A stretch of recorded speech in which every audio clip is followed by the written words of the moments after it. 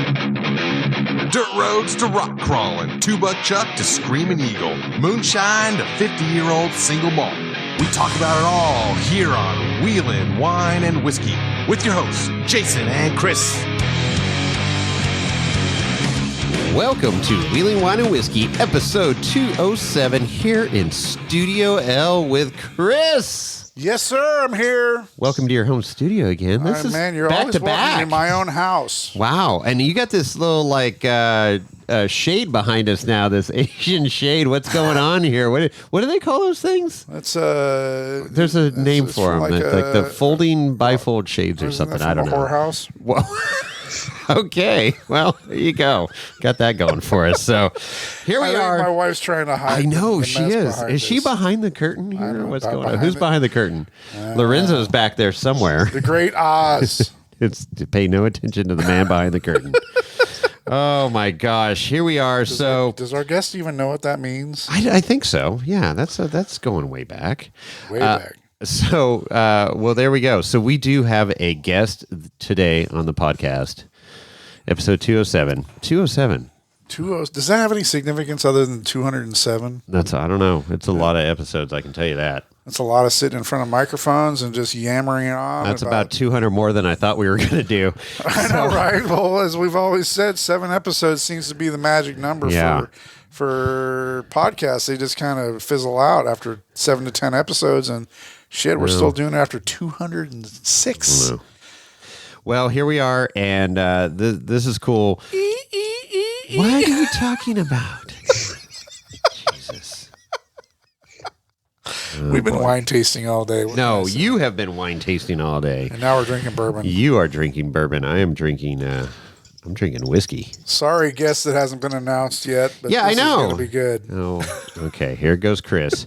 So, without further ado, let's bring our guest on. He's been on the podcast a few times. Yes, sir. He's not catching up to Kevin Jones and Amber, but definitely catching up to the other Justin, I would say. Oh, yeah. Definitely catching up to the other Justin. So we have Justin Wicks here online with us. How you doing, Justin? Good. How are you guys doing? Good. Oh, we're lighting this fire, Chris baby. is better than he should be. That's for sure. But yeah, doing good here, man. Well, welcome on once again. We spoke to you last time on the lake bed in your pit. Woohoo! Well, everybody was wrenching on your car. Your hands were greasy. You had sat down with us for an hour and gave us an update on your KOH experience to that point, which was great. So that was right before you were getting in the race car with Woody, right? For the 4800. 4800, correct. Yeah, Yep, that's correct. Yeah. So let's just pick up where we left off. So how did that race go for you with Woody? I think you guys crossed the finish line or something. Made it back into Hammertown. Yeah, we finished really well. We finished 4th in 4800. I can't quite remember where we started. I know we were in the back of the pack. But yeah, Woody was on a mission and he was driving a great race. We passed a lot of cars in the desert, had a great time in the rocks, and yeah, made it happen. So we were talking, prior to that race, and you guys have talked and stuff, but you're not like buddy and known each other for years or anything like that. So how did the interaction between the two of you, leading up to the race and then during the race go? Because it is teamwork that makes the dream work there. Exactly. We got along pretty well right off the get-go. Okay. So there was it worked out really well. Yeah. I got to think, with your racing experience, sitting in a right seat. I mean, was that hard for you to sit in a right seat, or were you like, no, this is cool, I get to do a little pre-run here on the course? Or what was it like for you having raced King of the Hammers before in the right seat, the driver's seat, and not in the wrong seat that you were in Woody's car? Man, you're confusing the shit I know. out of me right now. No, it's all confused. Yeah, I was just looking at it as a really good pre-run, and I knew it would really help out for my race. And I've co-driven for my dad for quite a while, and I've co-driven for my uncle. I've co-drove for Randy once in San Felipe. That's right. Right. Mr. Randy Yeah, Slauson. 3-time king. I felt ready for it. I was Okay. really excited for it. I have pretty good rigging experience running the winch, so let me ask wasn't you. worried about that. Let me ask you this. So, like, what's your anxiety level? I mean, you're a seasoned pro, but what's your anxiety level from like not having to drive the car, right? So you're just in the car as a passenger. You have responsibilities, obviously, and you're trying to help Woody get across the line, obviously. But is it different anxiety, or is it the same like anxiousness and like we're racing King of the Hammers and all that? What is it? Is it different sitting in the right seat? For sure, yeah. There's a lot more anxiety and pressure when you're in the driver's seat. Mm-hmm. Obviously there's a lot of pressure and anxiety in the co-driver's seat, but I had a lot of trust in Woody, so it wasn't bad at all. I was really excited for the race. Yeah, I would imagine it'd be a little bit easier, a little bit calmer, just to let me put on the helmet, and you're just sitting back and you got the GPS going, and you're like, all right, Woody, it's all up to you. I'm just going to kick back here and watch the fish finder and see where we're at. So I'm curious, is like, having said that, I mean, are you like, do you feel like you want to grab the wheel and just like it's like reaching over? Or is there where's the gear selector or the gas pedal? Do you feel like you're like mimicking those actions in the passenger seat or the co-dog seat, or am I completely off base? Definitely, there's a few times when I was reaching for the brake pedal, or that's what I was going to say. Are you hitting the passenger brake pedal a few times? Like, oh shit! Yeah, it was real exciting when at the beginning of lap 2, our comms went dead. Oh. So we had no comms for like the entire rock lap. Oh, and so it was just hand signals for everything, but we made it work. So. Obviously. So this was comms the between you and Woody, right? You're talking internal of the car. Did you lose comms outside of the car to the pits too, or were you just inside the car? So Woody's wiring in his helmet got ripped out. Oh shit! So I could hear Woody, but he couldn't hear me, and I could still communicate with the pits. But Woody had nothing. Wow, he was silent. So it sounds like you were able to resolve that during a pit stop or something, or nope. No, we ran that all the way to the finish. Oh shit! Okay, well there you go. That's where, like you said, hand signals make it work. Well, that's pretty good. Would you do it again? Will you right seat with him again at KOH for 4,800, or is he going to move up to 44? If the opportunity came up again to right seat for him in 4,800, I would do it in a heartbeat. Right on. That's cool. That's awesome. So that's cool. You guys finished, and finished well. That's a huge accomplishment. Awesome for Woody.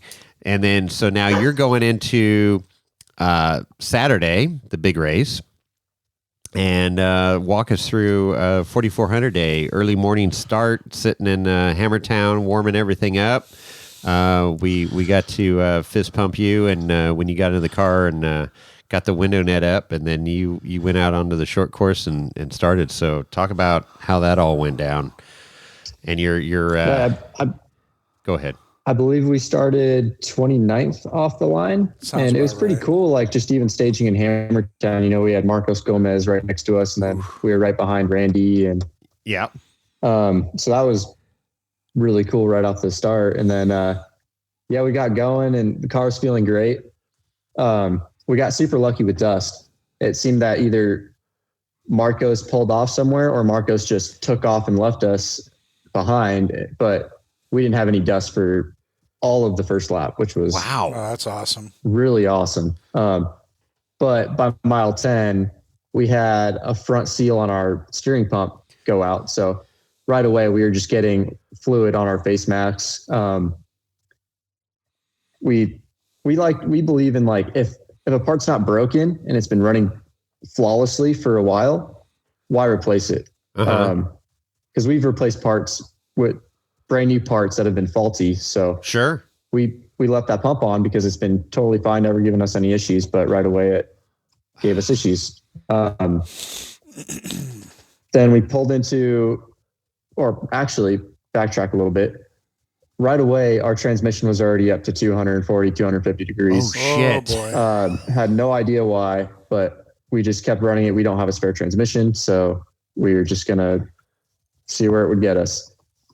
We believe it was just a bad sensor because when we pulled out that transmission, we drained the fluid and the fluid still looked brand new. No indication of overheating. Right. So we made it to remote pit 1. Our fuel tank is just small enough to where we have to get fuel at pit 1. We couldn't make it the full lap. Mm-hmm. We would really be pushing it if we tried to. Pulled in there. Our pit crew didn't know we were coming in, so we had no idea where they were at. Pulled through the pits, didn't see them, had to flip back around, pull through again, finally found them. And then by that point, a couple of guys got in front of us, so we were back in the dust. Made it back to Maine. Still just running the same steering pump. The leak wasn't bad enough yet to worry about it. It was just kind of like barely misting up. Made it to the rocks. We're having a great time in the rocks. We were sitting, when we went back, looked at the tracker, we were sitting in about top 15 come Chocolate Thunder. Mm-hmm. And then it was Casey Gilbert was totally stuck. He parked it in one line. And then the other line, it was one of the Gomez's. He was broken down. And so we had to try an alternate line. Didn't go well. We flopped it on its side. Lost a lot of time there. Yeah. Lost a lot of time there. At some point we got a flat before that. Didn't know, but we got the car righted, made it back to the bottom of, I believe it was is it idle issues that drops down into Chocolate Thunder, or is that her problem? I think it's idle issues. So idle issues. Well, her problem is off to the right, isn't it? And then I thought idle issues drops down in. I'm pretty sure it's idle issues. Yeah. You would know. So you ran the course several times. Well, I was racing right behind Justin. That's right. In my imagination, of course. So no, it just seems like always the announcers saying, "You're coming down idle issues and into Chocolate Thunder." Yeah. And, that's just my. I'm pretty sure. I'm pretty sure that is idle issues that you were coming down and then bang a right into Chocolate Thunder. Of course, our listeners will correct us. Pretty quickly. I'm sure Kevin Jones is like freaking yelling at us right now. Right. Just like the Snail Boys. He just pulled into the driveway. There you go. Anyways, if we're correct, then once we got to the bottom of her problem, we got out, changed the tire, checked all of our fluids because we lost a lot while we were on our side. Got everything good, kept going, made it back to remote pit 2. Everything was good. The car was running flawlessly. Got up into, made it all the way back around for lap 3. Felt really good about where we were at. Thought we had plenty of time to finish in the daylight, which was our goal. Right. Made it to King's Veto, and that was a pretty big traffic jam. There was just cars lined up all the way to the top. So I think I even posted a video of it while I was sitting in the car, just kind of taking a video of the traffic jam. But we were there for a while. That kind of, that's our chances of finishing in the daylight were gone at that point. Yeah, that sucks. So you're sitting there and you obviously got traffic and cars wadded up in there. And I mean, what do you just sit there and hang out, or you're contemplating, do I get out and help these guys winch and get their junk moving again? I mean, what's going through, what's the conversation between you and your dad at that point, co-dog, and going, how do we handle this situation? Right away, my dad hopped out. He hopped out, started running up the trail to see what's going on, see if he could help in any way. Everybody was winching the exit of the trail, which being in a bomber, we didn't have an issue on it. Right. We made it up all of Kings Veto, no problem. Got SEI, Tom Gilpin. He was stuck pretty good in there. We pulled him out, or we didn't pull him out. We pulled his winch cable out because his winch cable was super knotted up. Got out of that just fine. And I guess right before that, I forgot about this, but we were going up outer limits, and we were still in a pretty good position at that point. even after our flop, but we hit a rock just right to where it pushed our subframe up about an inch. And it made it to where we couldn't shift our transmission into gear anymore. So we were stuck in reverse for probably 45 minutes to an hour at the top of outer limits. Oh, shit. So the cable was binding up? Or what? Yeah, the little shift arm on the side of the transmission was hitting the frame, lower link mount. Oh, shit. Wow. Yeah. So would you get in there with a pry bar or something, or what? How'd you remedy that? Yeah, we stuck a breaker bar in there with a mallet and just started hammering away on it, trying to get it to bend out of the way. Wow! Finally, we got it out of the way, and we were able to keep moving. I mean, this is the stuff that we don't see on the live feed, and especially on the lake bed. It was so hard, being on the lake bed, even though we had Starlink and stuff. And I was in the pit for a while, your pit. And it just was hard to get information, firsthand. And it's like every racer has a story like you just told. Something. I mean, okay, so-and-so, like the rollover. We knew about your rollover, but we didn't know about all this other stuff and how much time it takes to get moving forward again. Right. And I just, people need to realize this is what happens during King of the Hammers. Yeah. Yeah. So, okay, so you got moving again there, got through King's Veto. Yeah, we got through King's Veto unscathed. And what time is it roughly that, at the day, do you know? At that point, I want to say it was about 5 o'clock. Okay, so you still had you were just getting into dusk at that point. Yeah. The lights weren't on. When we pulled into the trail, it was probably 4:15ish. Oh shit! An hour to get through King's Veto. Yeah, we were in there for a while, and then after that, it was smooth sailing all the way to the finish. Really, it just everything went well after that. Throughout the day, we probably put about 7-8 quarts of power steering fluid into our pump. Oh, so we were just covered from head to toe in power steering fluid. All of our lights were covered. So getting back at night was pretty exciting. Well, and then your guys' helmets, your lens too, was covered in oil, and that shit don't wipe off too easily, You don't use the tear-offs, right? No. No.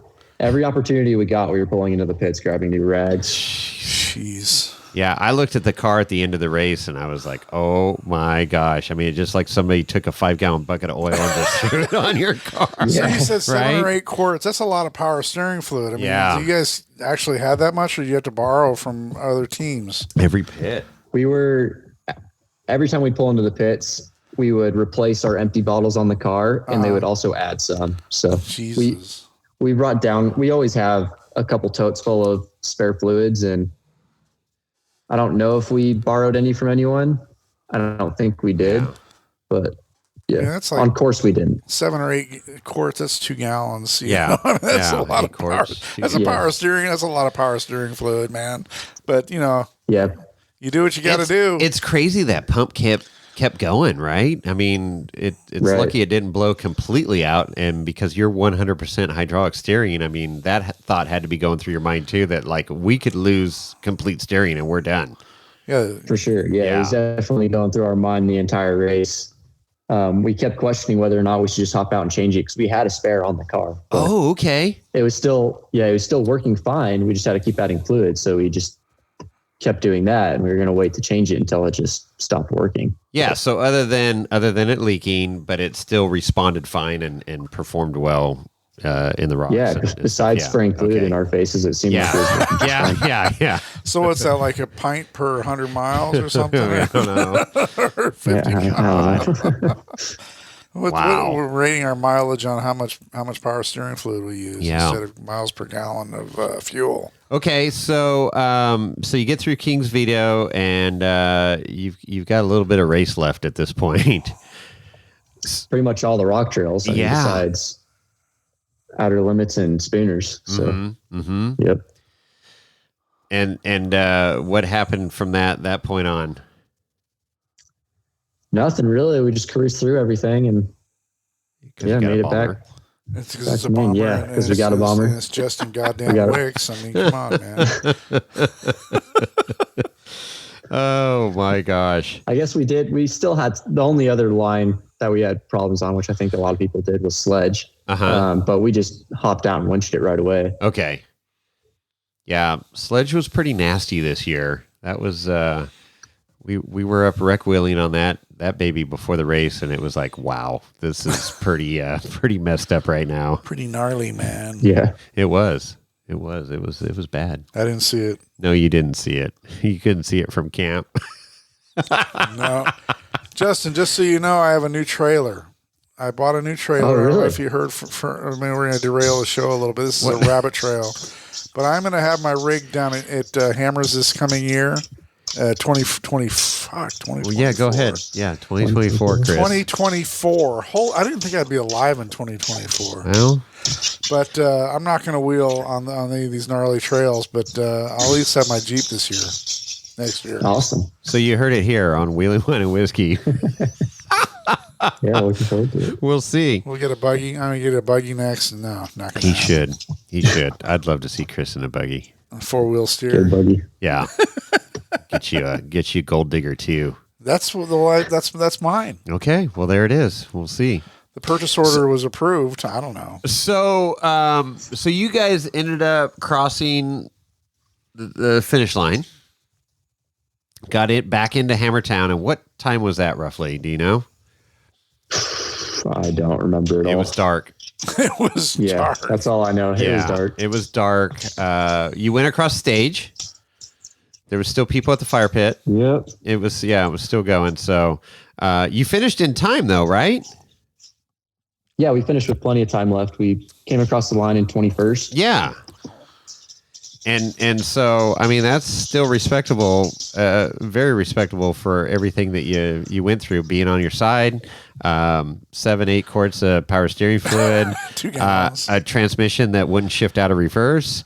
Flop. Yeah, that's pretty crazy. So imagine, so I got to imagine when you get done with the race or the next day, you're kind of reflecting back on, what we could have done differently, right? Hindsight's always 20/20. The power steering pump, whatever, you're not going to predict any of that. That's mechanical. And then the shifter obviously sticking.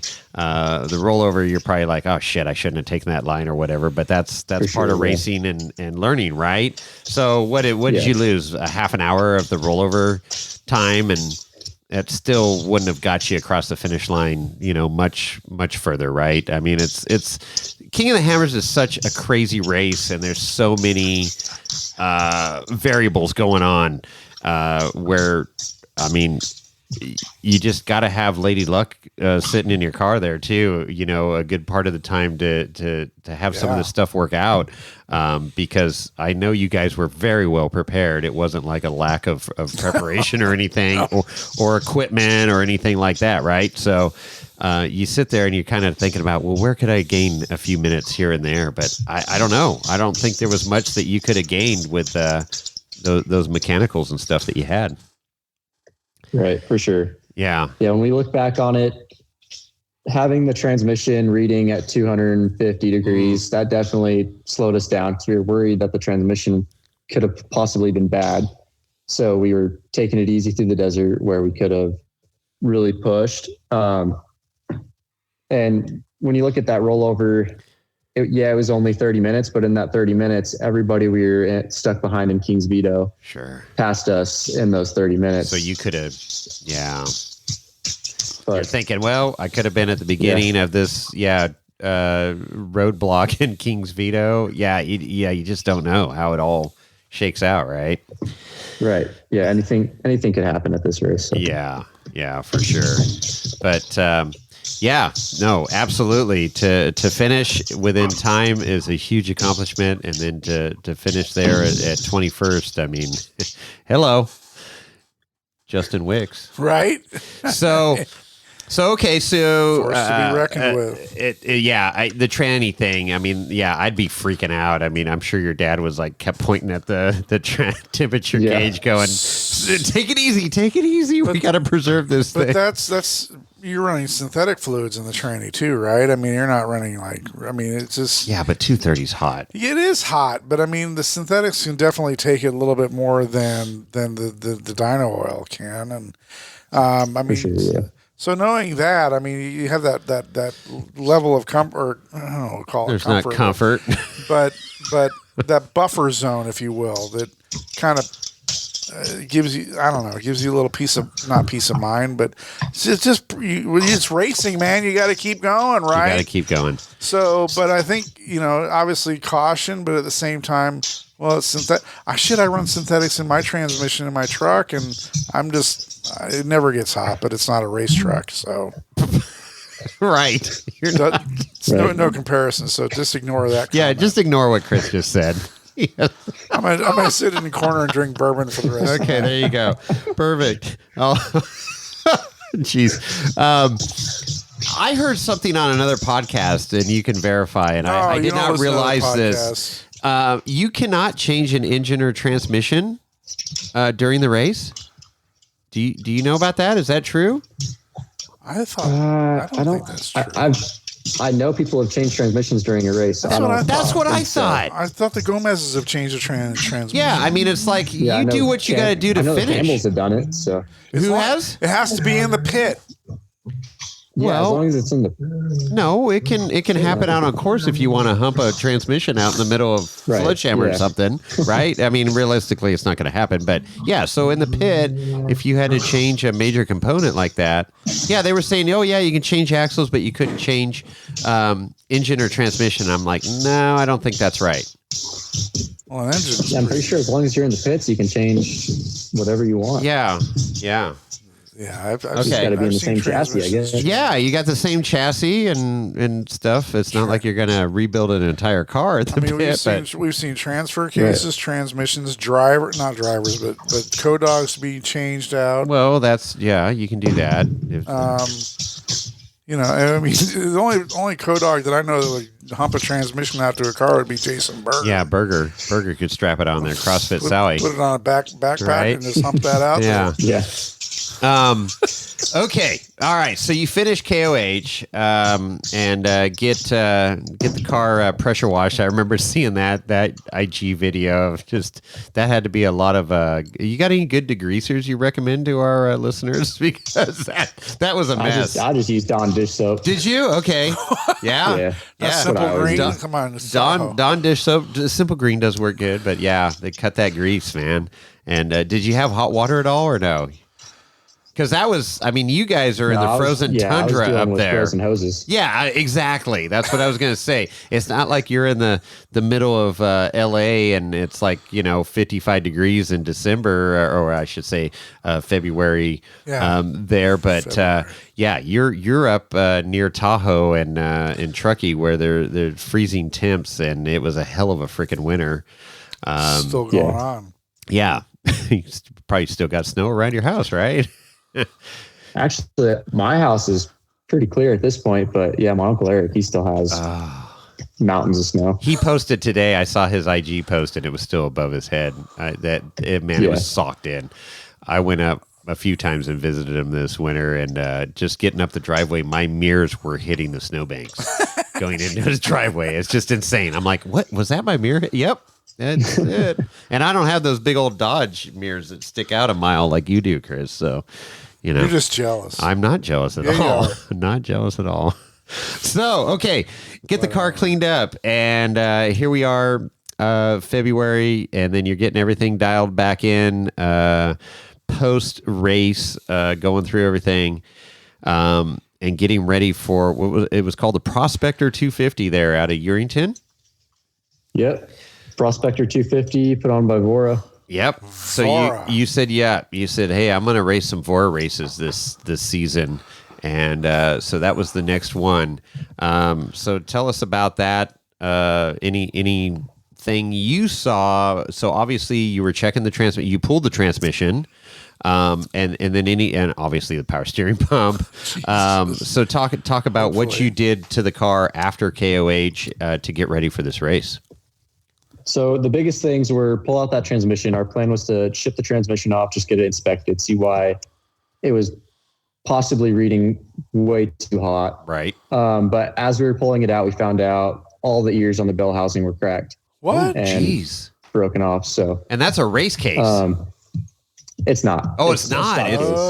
Yeah. Okay. All right. So we don't have one of those fancy read or ultra Read bills. cases or something. Yeah. Okay.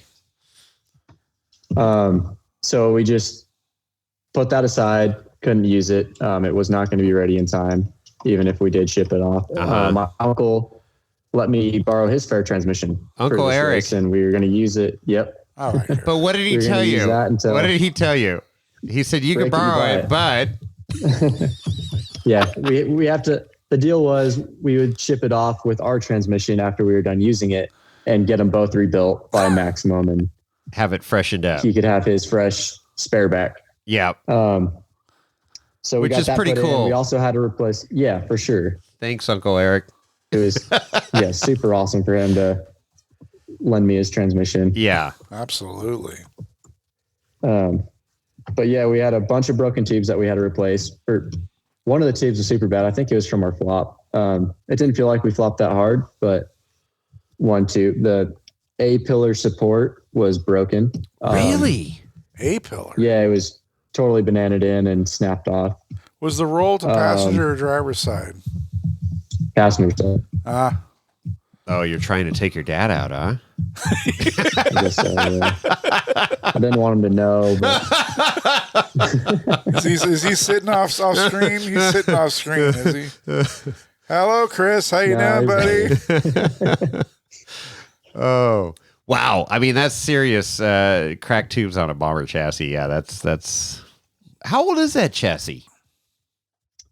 man, I'm not sure when it was built. I know it won 2013. Okay. But it was built before. I believe it was raced a year before that as well. So it's a pretty old chassis considering how Sure. well it still can do. Yeah. It's seen some stuff. Yeah, it's Well, I mean, for sure. Yeah.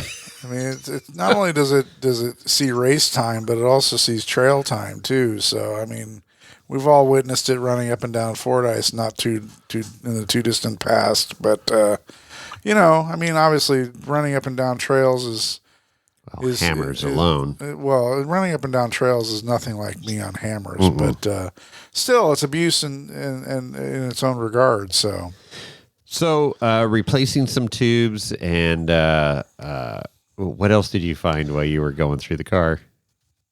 Not a whole lot, really. Just replace the steering, and then once we got all that good, we put it back together. Everything looked fine, but I guess we looked over a transmission outlet line that should have been replaced. We looked it over, so we missed it. So what? We'll get into that first in a second here. But what? You just running rubber hoses, or what? What are you running? Are they steel braided lines? I mean, what kind of imagine they'd be plumbing you using tubing, there? Right?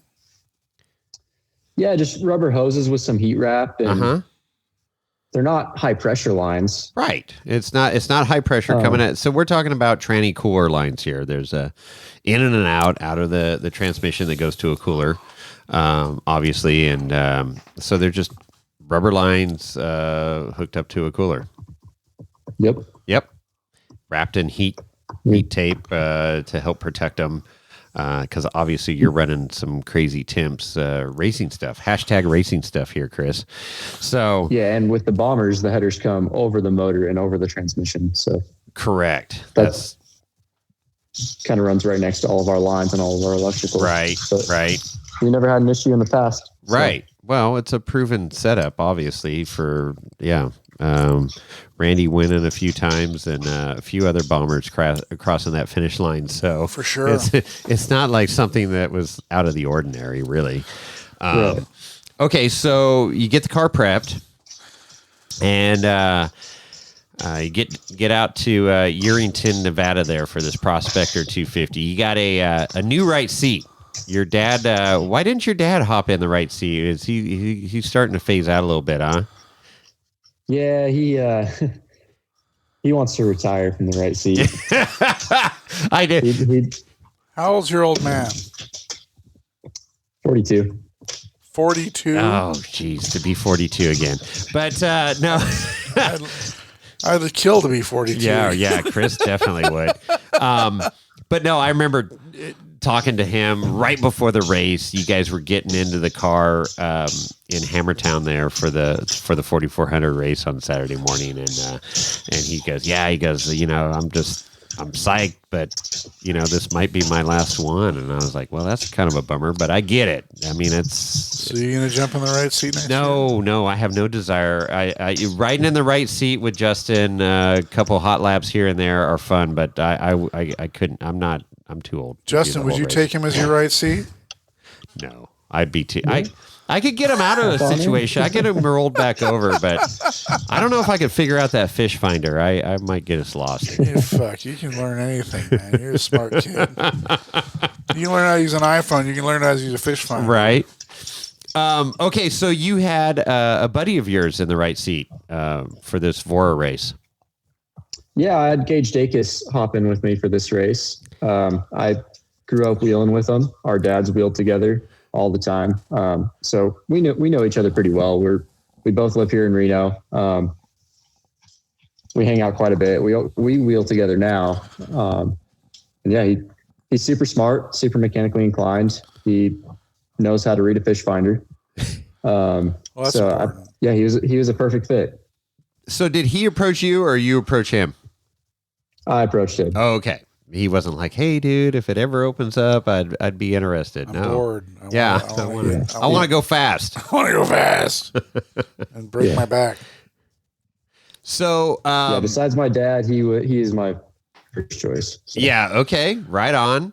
And so this was his first race, obviously, and he had to have some anxiety and like, holy crap, what did I just sign up to do here? So how did he handle it? Well, he still wants to do it again. He's down for the next one. So wow. Yeah. All right. So let's talk about the race here. So you take off from the start line. VORRA race. So just describe to our listeners, VORRA, obviously it's a desert race. You're not doing the crazy rock crawling like King of the Hammers and stuff. So talk about this Prospector 250. So 250 miles, I'm assuming. Talk about the how this race is set up.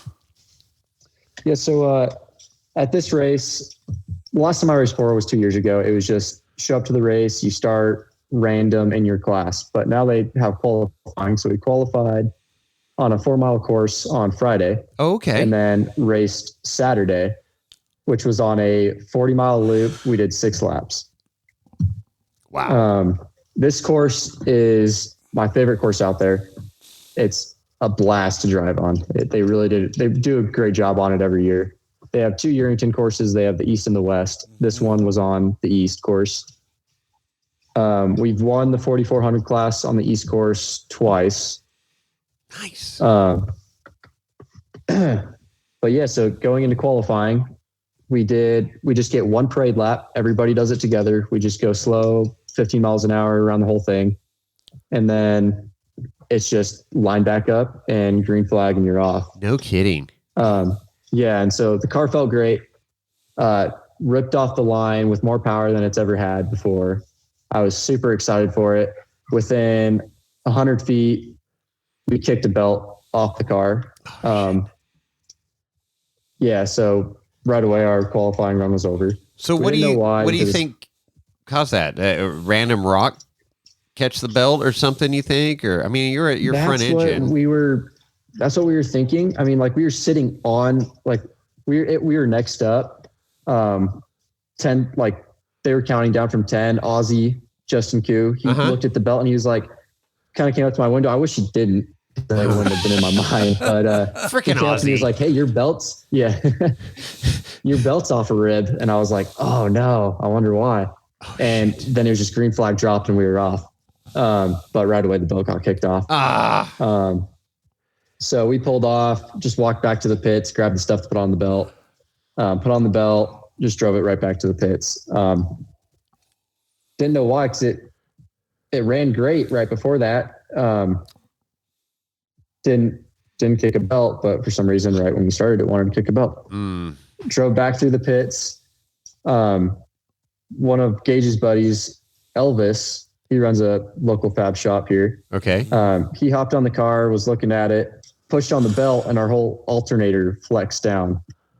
What? So we found out our alternator bracket. The bracket's broken. Our alternator bracket broke in two places, and it was causing our alternator to flex forward and kicking the belt off. Belt gone. So there you go. Yeah. So everyone at Bomber Fab, they were really awesome. We were able to go pick up a bracket right after that, and we were able to have the car back together that afternoon in time for tech. Good. I just happened to be at Bomber Fab when that phone call came in. How were you? I didn't know that. Yeah, you were talking to Adam, and he was on the phone. I walk into the shop, and I didn't know he was talking to you at the time, and he was throwing stuff through the shelves trying to look for this alternator bracket, and I guess it's the older alternator bracket that you have. Randy's got a newer style now and a different alternator, and so. He hung up the phone, and I go, "Who was that?" And he goes, "Oh, that was Justin Wicks." I go, "Oh shit!" I said, "What's going on?" They got the race, and he got me up to speed of what was going on your end, and then so he was boxing up the new bracket, the new alternator, and then he had half of the bracket of what you had that broke. So, anyways, yeah, it was kind of fun being at the shop there and hearing all that, and I was like, "Oh shit!" And then Ozzy called me and said, because I left my truck and camper at the shop there, and he goes, "Hey, you got a flat tire?" And I go, "What? Are you kidding me?" Because I did pull like a big old rock out of my tire, sharp rock, and I thought, "Oh shit, I shouldn't have pulled this out." And then I thought, "Oh, maybe that was it." And then he finally said, "No, that you're a freaking dick." Those Australians, man, you got to watch those Australians. Well, it's a Ford. Yeah. So, anyways, okay, good. So, I know he came to the shop, got the parts, got back to you guys roughly an hour away from where you guys were staged, and so what we got the alternator dialed in, and then what happened? So we got the alternator dialed in. We made it to tech 5 minutes before tech closed, and then got through that just fine. Went back to the pits, and just to test out the car, make sure it was all good. Yep. We went to go do a lap on the qualifying course. Okay.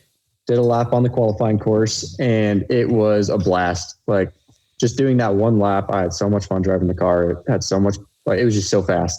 And you had confidence back in the car. Because a lot of confidence. We were floored probably the entire qualifying loop. Oh, geez. And it was, all the corners were perfect, just drifting everything. And I was super bummed after that because it was like, oh man, we could have had a really good qualifying round. Right. But we still, I didn't know this, but I guess they still start you by class no matter where you qualified. Okay. And so we still started 9th off the line the next day, which was really cool. Okay. So it didn't hurt you for not qualifying, it sounds like. No, not a whole lot. Okay. And so the next day we started off the line in 9th. Gage was awesome. He called every corner flawlessly. Really? Yeah. So what kind of he didn't have racing experience before, but he obviously did his homework, or what was the deal there? Quick learner.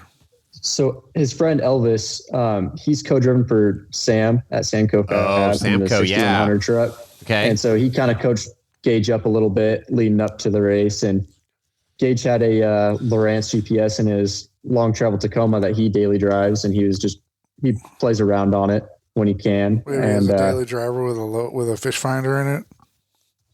Yeah, it's a pretty sweet Tacoma. Okay. Cruising around town with his fish finder. That's cool. Yeah. We used that to pre-run the day before, and he was driving. I was marking all the notes, so I got all our notes dialed. And then the next day, he was just reading off what I marked. Okay. Which on this course, there was not a whole lot of dangers. It was really just full out all the time. Wow. They run this course in both directions. They swap it every year. Okay. And going the opposite way, there's quite a few dangers. There's some drop-offs, but going the opposite way, all those drop-offs are just turned into full sends. Nice. launches. Drop off turns into full send. I love it. Yeah. Gonna send it, Larry and Tyser. So we just had instead of dangers everywhere on this course, we just had a lot of airplanes marked on the course, and an airplane would be coming up. Airplane on the screen. Boom! I love it. So he'd call out airplane, and then we just floor it and take off. Shit. Oh my god! Did you see the rudder in his VORRA car? There is a rudder there. Rudder? Yeah, for when he's got his airtime. Justin gets so much airtime, he's got his own rudder. That's a little secret, though. I shouldn't let that out. Yeah. Okay, go on. That's awesome. We gotta keep that stuff quiet. Yeah, I'm sorry. There's only 6 listeners on this podcast. We're good. 7. A friend of mine. My mom listens. Your mom listens now. Okay. By mile 30, we were third on the road. Passed a bunch of class 1s, passed a couple. At these VORRA races, there's typically not any unlimited trucks. It's usually a few class 1s, some class 7 trucks, a lot of class 10s, a lot of 1400, 1450 trucks. Okay. So to the layman, talk about what those trucks are. I mean, are we talking trophy trucks? Are we talking like Tacomas? What are we talking about here? So class 7s they're pretty close to a 6100 truck. Okay. They're still tube chassis. They're trophy trucks. Yeah. They're just not trophy truck with a little less horsepower. $1 million trucks. Yeah. And then the class 1s are just unlimited buggy. Yeah. The 1400 and 1450 trucks, those are just steel cabs, slam shut doors, and the rest is open. I mean, I'm sure there's differences there for sure, but I'm not exactly sure what all the differences are. I just know they have to have a steel cab and slam shut doors. Or no? No, not at all. No, nowhere close to stock, Chris. Well, you said they're still doors. Trophy trucks. The really competitive 1400 trucks are just trophy trucks with a steel cab dropped on top of them. I got you. Mm-hmm. Okay.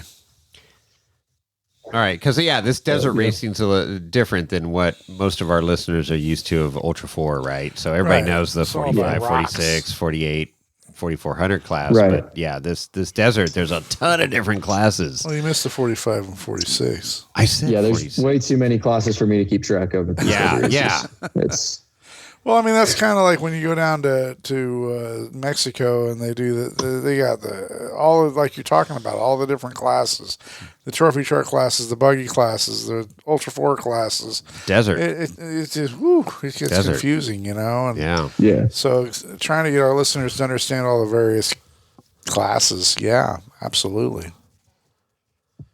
And no rocks. So there are no rocks? No, it's desert racing, Chris. No rocks in this race? No rocks. It's a no rock race. Yeah, within the first I like rocks. 2 miles, we already got the car up to mid 90s. It was pretty fun. It was a really fast course. I could only imagine. So cars running good. You're making, and so these are 40-mile loops that you're doing, and so you make a loop. Everything's good. Where are we at in this race now? So 40. Yeah, so we get to mile 30, we're third on the road, and then all of a sudden, you can't have that. Steering issues get us again. We're getting a bunch of power steering fluid in our face. Again? No way. You changed the pump, right? Yep, we had a brand new pump in, pulled off. This time it wasn't the pump. I'm assuming we've never thought about it before. We're pretty new at all this still. Come on now. As far as race car stuff, I mean, we've been wheeling, me and my dad have been wheeling forever, but with the racing stuff, we're still figuring it out. Every race we're learning new stuff. We're assuming our feeder line from the reservoir to the pump was not suction rated. We didn't think about that when putting it on. And so we're assuming the steering line was collapsing on itself and eventually cracked. And so it just drained all the fluid out. But we have had issues with that same hose. It wasn't the actual hose. It was the fittings in the past. And so I made for this race, I made a spare hose to throw on there. So we got that swapped in, but we lost a bunch of time. That probably took about 45 minutes, we're thinking. And got that swap, made it back to the main pit. But it was super hot. So this will play into pretty soon here. Okay. I had to use my fire gloves to change this hose out because I kept burning my hands on the power steering fluid. Yeah. And so my gloves were just covered in power steering fluid because I forgot to pack some just regular work gloves. Okay. Which usually we have. So I just left the gloves off because I couldn't grip the steering wheel because they were just covered in oil. Yeah. So I didn't have my. Your racing gloves are Nomex, right? Like fire rated. Yeah, they're some safe. I think they're Safecraft or racing whatever. gloves. Yeah, something like that. They're not like leather gardening gloves. No, or mechanics gloves. Sure as hell hope not. Yeah. These are racing gloves. I just want to make that clear. Okay, go on. And they're covered in oil now, power steering fluid. Yeah, they're covered in oil now, so I couldn't grip the steering wheel, so I just took them off and put them by my side in the seat. Sure. I didn't think that would be an issue. Right. But anyways, we keep on going, make it back to the pits, do a quick look over on the car. Everything's good. Added some more fluid. No leaks anywhere else. Car's feeling great. It's feeling phenomenal besides that one issue. Went back out. And right away so again, this is Gage's first experience co-driving. Right. So I gave him the full experience. We hopped out right away, changed the steering line, made it back to pits. And then probably 10 miles out of the pits, this was probably about 5 miles out of the pits. We got a flat tire, hopped out, changed the flat. Oh, shit. Kept on going. Car was still feeling great. We really couldn't really tell there was a flat on the car until a couple corners. It just really drifted. Front or to rear? The left. Rear. So it still felt fast, still had plenty of control, but something wasn't right. So we hopped out, changed the tire. So many whoop kept on going. And then by about mile 9, I noticed the transmission slipped a little bit. And I was like, that's weird. And kind of tried putting it to the back of my mind. Right. And right after that at mile 11, it's just a ginormous wall of white smoke. And it was like, oh shit. Okay. So that's bad. And we were going about 70 miles an hour at the time. And, instantly after that, flames everywhere. There was flames shooting out of the top of the dash, flames coming out from the bottom of the dash up onto our laps. Gage was able to unbuckle, get everything undone. By the time we were stopped, he was already climbing out of the car, but I still had to unbuckle, do all that. I climbed out, which me and my dad in the past, every time we would stop the car just for anything, if we were pulling back into the pit tent, we would race each other getting out of the car just to make sure we were still good on that, because we've seen videos of guys catching practice on fire getting out of the car. Yeah, we always would practice getting out of the car. Okay, which really helped out because getting into a scenario with fire, it's probably every racer's biggest fear. Oh, God, anything involving fire. Climbed out right away, but not having the gloves, there was flames up into my lap. Jesus. And where the kill switch was in the car, it's underneath the dash by my leg. I couldn't reach the kill switch because it was completely engulfed in flames. So the car was still running at the time. I couldn't kill it. Otherwise, I would have burned my hand pretty bad. Oh. So that was a pretty big issue. I couldn't kill the car until I got a full 2.5 pound extinguisher down the dash. And then I was finally able to reach in and kill the car, but there were still flames. So we dumped 2 more fire extinguishers on the car. And then we also, once it was pretty cold, I guess not cold, it was still really hot. So let me stop you there. Electrical burning. Let me stop you there. So you're driving this car and white smoke comes out. So immediately you're starting to process, okay, is this electrical? What's going on, right? Obviously something, it's not coolant. No. You're going through you're going through your processes, like what is happening to the car. And so quickly you determine tranny line or oil leak or something, right? I got to Quickly, imagine. I determined I had to get out of the car before I died. Okay. So, but you're Boom, there it is. But you're doing 70 miles an hour. You're doing 70 miles an hour. So, and you're in the desert, right? You're in a desert environment. You're not going through rocks, so you're not rock crawling at 2 miles an hour. You're at 70 miles an hour. And so the conversation between you and Gage at that point, you're like, okay, I'm on fire. Where did break that down a little bit for us? Like, here's a kid that's never, I say kid because you guys are young. Here's a kid that's never been in a race car before, and the freaking race car is on fire. And so what's this conversation going down right now as you're going 70 miles an hour on fire? Oh, Jesus. You make it sound profanities horrible. and then yelling fire. Yeah.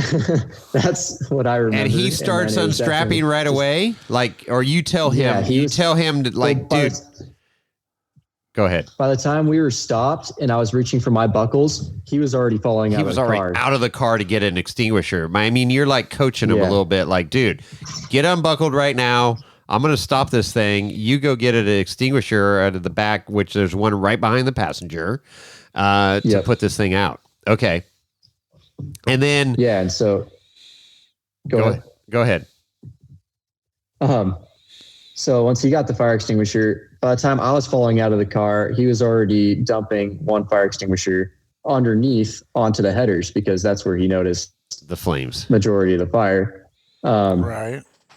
And I grabbed the next fire extinguisher, and we have a vent right on top of our dash, which I'm really glad we have that vent there. I'm pretty sure it's against the rules for Ultra 4. Oh, really? It hasn't been in the past, but this year they were kind of giving some bomber shit about it. Wow. But if we didn't have that vent in the dash, there's no way we would have gotten that fire out. Really? Because we dumped 2 extinguishers right into that vent because that's really where the fire was at. And without that vent, we couldn't really get to the origin of the fire. Wow. Because your headers are right there, right? Coming off the engine, they're going right there underneath that vent and then going out? Or yeah, so the headers drop down right behind the intake on the motor, and they're right below that vent. That vent's just to release heat from the headers. Sure. And so that's right where it was exactly. at. Yeah. So tranny line blue sprayed hot tranny fluid, which is highly flammable to begin with, and then hot soil. And then so instantly ignited off the headers. So describe driving I mean, we know anybody that's been around a campfire and somebody dumps gas on the campfire or something while you're standing around it, right? Does that when we're hanging I'm just saying it happens. And that heat is intense. And obviously sitting around a campfire, you're not wearing your race suit. But what is that like when you're in your race suit in a car going 70 miles an hour and the thing lights off like a freaking Roman candle? Don't give Justin PTSD, dude. No, I want to understand this. Yeah. Because there's an intense felt heat. That level of adrenaline before. Okay. That's for sure. I didn't really feel the heat until some of the flames licked my hand. Uh-huh. I wasn't wearing fire gloves. And right away, that was when I was reaching for my buckle. Got it. Right away, it was like, oh shit, yeah, that's hot. Yeah. That's legit. Yeah, it was. I already felt the heat as soon as the white smoke came up before we even saw flames. And so right from that point, I kind of knew we were on fire. It's right when the white smoke came up, it was just a big blast of heat, kind of like you're getting out of your AC truck on a 105 degree summer day. You step out of the truck and it's Arizona. Yeah. Bay Area nowadays. Oh my gosh. Okay. Yeah, because I mean, you are protected. I mean, that's why the safety requirements are there to wear your Nomex, racing suit and stuff. But to be in that environment, and it's like and then no gloves. Yeah, that had to be a huge indicator. It's like, oh shit, this is super serious. So what? I mean, getting out of the car. Obviously, you got your window net and all that stuff, and I mean, in the 5-point harness or 6-point harness or whatever it is. I mean, are you panicking, or are you just kind of this I got to get out right now, and I got to do this whatever the word is, as fast as possible. Are you panicking? What's going on? I was definitely worried. I knew if I would panic, then more could go wrong. I could fumble with stuff. So it was really just, okay, one step at a time, undo the buckle, undo the window net, and start climbing out. As I was climbing out, I was undoing my breather hose and my comms. That's right. Cable. So that was the toughest part, was undoing those getting two that all things, because unplugged. at first I forgot about those two things at first. So I unbuckled, undid the window net, tried to jump out real quick, and everything just caught me and sucked me back in. And so I hooked those back off and then jumped out. But there's those new ones that are magnetic mount, right? Yeah, I always looked at those and saw the price tag and was like, God, why would you ever get those? But now they're on order. I know why you would get those. Well, there's a good. We need to get them to sponsor you. That's real world shit going down right there in the race world. Wow. So what is part of the safety equipment requirements for the car is to make sure that the exiting of the vehicle in an emergency is expeditious as possible. That's the word I was trying to. Expeditious? I mean, is so removing the window net, is that quick to do in a situation that requires it to be quick to do? Ours is very quick. Yeah, I've definitely seen cars that looks like they could take a little longer. Ours is just like an old school Chevy belt buckle. Yep.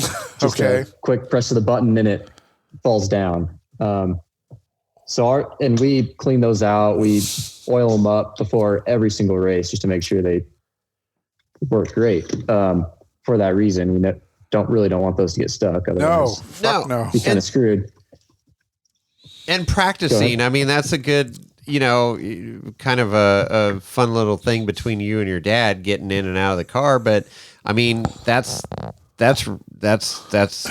proved to be, fortuitous there on your part to, it's muscle memory or whatever, right? Like the process is to get out of your car quickly, and that's a good thing. Well, you never hope you never need to use that skill, but man, practicing it, if you do, and hopefully you do, you can do it quickly, because this is life and death, man.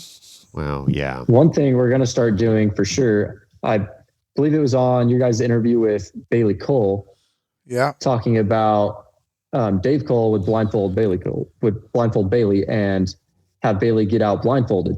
Mm-hmm. So I think that we're going to start doing that for sure. That would that would really help out. That'd be the next step, right? Everybody should do that. Where it is, where you just know where, I mean, obviously you know where your belt is, and to rip that off in your lap, but it's never underwater. It's Bailey Cole being underwater. That's like I don't know what would be worse, being on fire or underwater. Fuck. Do I want to drown or do I want to burn to death? Those are your worst nightmares, drowning and burning to death. Well, that's it. It's like if you're upside down on fire or upside down in water. Drowning? You're pretty much... drowning underwater. Worst case scenario. Upside down. It's like, just kill me now. So, having that muscle memory and practicing that, and especially like you're talking about, getting your comms off, getting your air, fresh air breather there. I mean, these are things that us as rec wheelers, don't have to worry about. No. We got our seat belts and stuff, and that's it. It's like crap. It's insane. Well, you're a whole nother level above me, but he's a whole nother level above you. Oh, well, that's racing. Yeah, there. So, okay. So you hit it with your gauge, your co-dog hit it with 1 2.5 pound fire extinguisher. You got out and hit it with the second one. Yeah, I hit it with the second. Gage hit it with half of our third. Okay. And then eventually I hit it with the rest of that third. Okay. And at that point, we were all out of powder extinguishers. We still had the element left.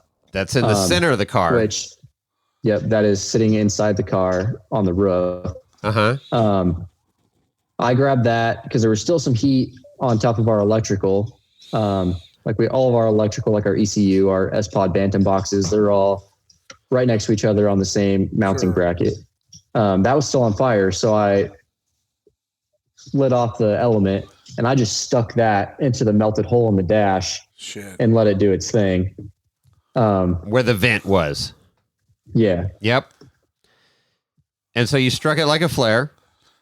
And stuck it in the top, and it still was going. Yeah, it was still going. At that point, I was really worried. I was like, "Oh man, if this keeps going, it's just gonna burn." Because you got nothing at this point. Yeah, so eventually, like, I just started standing out by the course, waving a fire extinguisher in the air. About the fifth car stopped. Oh, so you had a few cars pass by you at this point. Yeah, a few cars just passed right by. Shit. The fifth car we tried stopped, but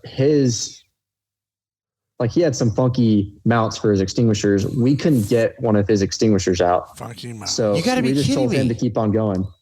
Yeah. You couldn't undo his fire extinguisher on the outside of his car. No. So we eventually found him in the pits the next day. Or actually, no, after the race, because we were just hanging out in pits at that point. I just went by to say thank you for stopping to help out. And he was like, "Oh, yeah, man, I'm really glad we tried getting that extinguisher out because it made me realize I got to get some new mounts." What kind of janky mount did he get off of Amazon or something, or what? They were welded. I don't know. There was a lot welded going on with his mounts. mount, though. Yeah, there was like 3 different pull strings. I didn't know what was going on. Oh, that's crazy. You gotta be quick and efficient with fire, so you can't have that shit welded to the frame or anything. No, not at all. And after that, another guy stopped. He gave us another 2.5 pound extinguisher. But at that point, the fire, by the time we got that 4th extinguisher, the fire was already there was no visible flames. There was heat, but no flames. So we were just going to save the extinguisher in case something else sparked up. So the element, nothing else did after that. Nothing else sparked up after that. So we returned that extinguisher back to his pits, and the car just sat out there for the rest of the night or for the rest of the afternoon. Yeah, until the course was clear to go get it. Okay, so 3 2.5 pound fire extinguishers. You lit off the element, and then you needed an additional 2.5 pounder. So I'm a little concerned that 3-4 cars passed you without it. I mean, visibly. I mean, they had to see that you were burning, and you're waving a freaking fire extinguisher in distress. So if let me ask you this question: if it was an Ultra 4 race, wouldn't that first driver stop? I believe so. 100%. Yeah. Okay. Yeah. So wow, that's crazy. I can't believe 3, 4, 5 people passed you and didn't stop. That blows me away right there. But that reiterates how cool our freaking Ultra 4 family is. Well, and that's speculation. Yeah. Okay. So crazy shit, man. And so you obviously you're done for the day. So how do you get back to pits, or what? You just hanging out, waiting for just waving at races as they're going by, or what? They called Matt's off road. So right away, a couple recovery trucks showed up. Okay, because we were probably a mile from the next checkpoint. Oh, okay. They cruised right up the hill. They were sitting there for a minute, making sure we were all okay. Harry Wagner was one of them. He was out there. Good for him. Talking to us, hanging out for a minute. Right away, he saw the element on the hood, and he was like, "Did you watch my video on YouTube?" And I was like, "No, haven't seen it yet." And so, yeah, he sent it to me. He was like, "Did it work?" And I was like, "Well, at this point, it's probably too hot, but so no, I didn't do a whole lot. Right, it's already been burning through 3 fire extinguishers. So, and yeah, we hopped in a UTV, gave us a ride back to camp, which, funny enough, that was probably the scariest moment of the day. That ride back to camp. Really? Oh yeah. Why? That was because Justin wasn't driving. Because Justin wasn't driving. I don't know. I haven't jumped in Justin with it while he's driving as a right seat. So I know I had the opportunity a couple of years ago and I didn't do it. So maybe I should have. What? You didn't ride with him? No, I didn't. And he's shaking his head. Oh, I thought you rode with him. I rode with Eric and rolled I know over that. his uncle. So his rolled uncle, over you on rode windshield on 5. windshield 5, yes. And I was yes. done for the day. I Yes. just showered and Oh. I just wanted to get drunk. Oh, I couldn't wait to get in that race car. Oh, shit. That was an e-ticket ride, Chris. But You should have. I will say this, Justin. The cars, well, we'll continue the show, but your car will get rebuilt. If you're up at Meadow Lake in this year, I will ride right seat with you. How about Hammers next year? Fuck, I'll do that. I'll do that too. Oh, okay. There we go. My back is bad, Justin. Don't All beat right. me up too bad. Yeah. I'm an old man. Well, See all the gray hair? okay. So wait. So why was this UTV ride so bad? Well, the whole time I kept thinking to myself, man, I should really have a helmet and a neck brace on right now. It was that. Where was your They were helmet? hauling ass.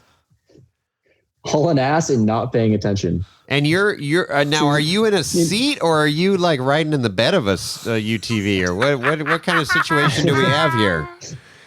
I was in a seat. Okay. But yeah, Gage was in the back and the seatbelt didn't work. So we were just like holding on for dear life. And Was Shannon we got Kimball the back to driver? camp, got dropped off, and he pulled off. And then right away, me and Gage looked at each other and we were like, that was more scary than the fire. Oh, wow. I mean, we can laugh now, but that's crazy that you would say that. Right? Oh my gosh. You know the name of the driver of the UTV? Yeah. No. Yeah, you do, but you're not going to say it. No. So, okay.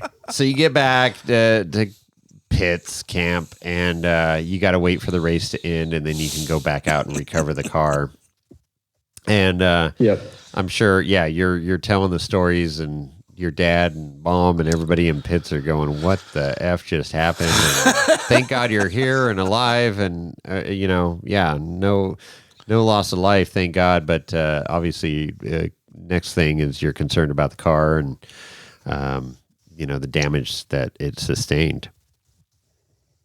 Right. Yeah. Right away, we knew after a fire, it takes a really long time for a team like us, at least, to build back from that.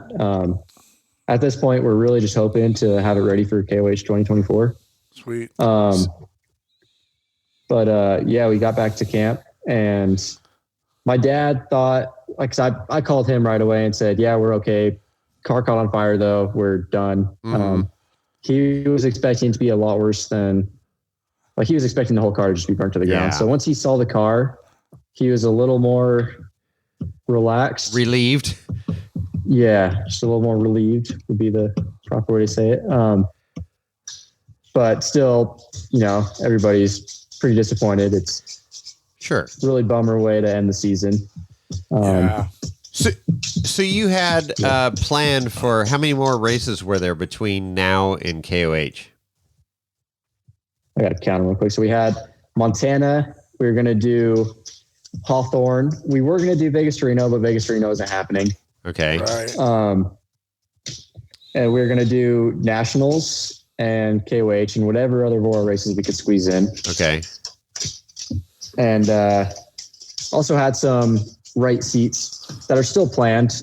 Okay. Over with on the East Coast possibly with Pip Justice and the. Oh, nice. But yeah, we were going to have more races than we ever have done in the past for a season. So we were super excited to do that.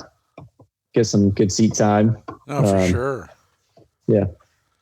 What, so in the end, so the diagnostic of the car after the fire, where structurally is the car sound? The fire didn't impact it didn't melt tubing tubes or anything like that. No, it didn't melt tubes. Okay, good. No. That's where my question Yeah, was going. structurally the chassis is totally fine. Perfect. Yeah, the intake is melted. All the plumbing in the car, from transmission lines, steering lines, brake lines, whatever you can think of, it's all melted. Shit. All the wiring smoked, so we got to completely rewire the car. ECU smoked, all the Bantam boxes, which S-Pod reached out right away. That's and cool. They're willing to That help is cool. however they can. Nice support there. I can't thank them enough for all the support they give us. They helped us out quite a bit down at Hammers too, which I think we talked about on the last podcast. Yep. And VORRA's always willing to help. Greg with High Desert Surface Prep, he said he'll help us out as much as he can. I'm just going to start trying to build back. We're going to get the car completely torn down. And when we're able to, we're just going to slowly send off parts to get inspected, redone.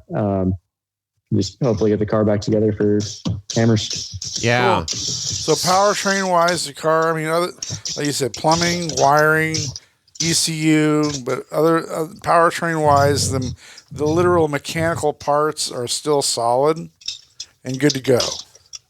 Well, so now we have, before we only had one broken transmission. Now we have two broken transmissions. Uncle Eric's transmission needs to be rebuilt now. I'm calling your uncle. I'm going to say, dude, make sure you collect on that. Nice. So that's my uncle's transmission is going to be first to go off, just so we can get that back to him, and so he can have a ready spare. And then we also got to send the motor off because we don't know, with the intake melting while it was on fire and not being able to turn the car off right away, we don't know if anything else made its way into the motor and if anything else was damaged. So the car hasn't ran, obviously, since the fire. So we don't know if anything else is wrong there. Yeah, they're plastic intakes. Yep. Shit. Yeah. Oh, okay.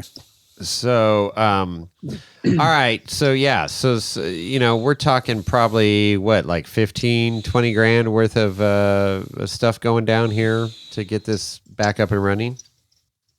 Yeah. Yeah. Pretty right around there. So a significant chunk of money, obviously. And, it's, your last name's not Gomez. So, you're, you need to, it's brutal. This racing thing is not cheap to begin with, and then you burn a car down in the process. That gets super expensive real quick. I'm sure that wasn't the plan. No, not at all. I know I reached out to you, and I'm like, hey, let's get a GoFundMe going, and obviously it's a different deal, right? I mean, there's people want to help out where they can. I get it. So that maybe isn't the best route or the route you want to take, but let some sponsors know that you're open for help. It's great that S-Pod stepped up. For sure. You just had Maxxis on board, so you got your Maxxis tires. Warren stepped up. I know at the Hammers as well, right? To sponsor your car. I mean, these companies know that you're a young up and comer. You're not only just racing 4400 class, but you've been riding your dirt bike as well and competed at Hammers. So I mean, racing is you're an aggressive up and comer. Yeah, is your thing, and this isn't a fly by night operation. So the point to get across, anybody that's listening that may have some contacts out in the industry is, hey, keep an eye on Justin Wicks and let's get his car back on the track to watch and see what this kid can do. Yeah. Right? Absolutely. So one other thing came up this morning in a conversation with my neighbor that you helped out at Meadow Lake repair his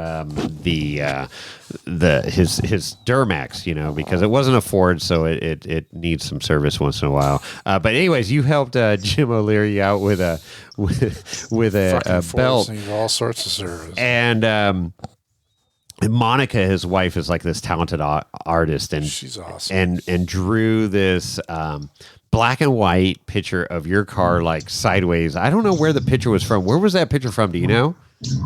San Felipe, my first ever qualifying run. I got a little too excited and so got way up on a bike. I'll post this picture on Instagram. I've been very lax on Instagram lately. I will be the first to admit it, but I am going to post your picture on Instagram. So if I'll get the real photo from you, which I think I have, but I'll get that from you. So Sam Felipe qualified, and then Monica did this black and white, and it's drawn. It looks like a freaking photo, but she drew this thing. Dude, she's awesome. When I first saw it, my mind was blown. Yeah. The amount of detail in this drawing is incredible. Isn't it awesome? And the other crazy thing, how talented she is she did that like in a night, like one night. She starts at like midnight and finishes at like 3-4 a.m. She's a night owl. Yeah. Night owl. And she with pencils. Yeah. And cranks this out, and then she brings it down to me, and she goes, "Do you think Justin would like this?" And I'm like, "Are you freaking kidding me right now?" I mean, the level of talent, right? I mean, anybody it's like you racing or whatever. Somebody, Jesse Haynes building a chassis or Slauson, you look at his work, whatever it is. I mean, is this okay? You can appreciate this stuff, but it always amazes me when somebody that's that talented comes to a civilian, I'll say in this case, and goes, "What do you think about this?" What Justin likes this. I'm like, I want to. That was my first words out of my mouth was, "I want a copy." I know you make copies. I want a copy because it was freaking badass. Anyways, so with that said, we'll post that picture. But she, her husband Jim, and Monica is her name that did the drawing. She said, "Hey, I got like 15 of these sitting at home, copies framed, and I'd be willing to donate those out, and people could buy them, and that money will go straight to your race program."